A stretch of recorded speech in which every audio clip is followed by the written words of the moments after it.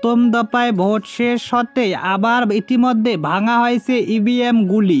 11 বুথে ফের নির্বাচন ঘোষণা করল নির্বাচন কমিশন। ভিডিওটি শেষ পর্যন্ত দেখুন। চ্যানেলে নতুন হলে সাবস্ক্রাইব করুন, পাশে থাকা বোতামটি বাজিয়ে দিন। প্রথম দফায় ভোটে তুমুল অশান্তি, ভাঙা হলো ইভিএম, চলল গুলি। অশান্তির মণিপুরে প্রথম দফায় নির্বাচনে আজ পড়েছে। দুষ্কৃতীরা ইভিএম ভেঙে ফেলায় সেখানে আবার নির্বাচন করতে হবে।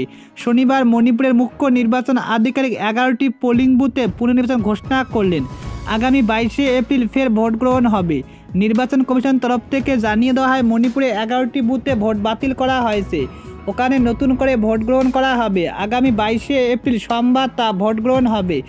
যে বুথগুলিতে ভোট হবে সেগুলি হলো খুবই ইতিমধ্যে খুড়াই কেন্দ্রের মৌকাং কামপুর সাহেব, থংগাম লেইকাম বুথ, খেত্রীগাঁওয়ের 4টি বুথ, পূর্ব ইম্ফলের 1টি বুথ, উড়িপোকে 3টি এবং পশ্চিম ইম্ফলের 1টি বুথে পুনর্নির্বাচন হবে, এমনটাই জানিয়ে দেওয়া হয়।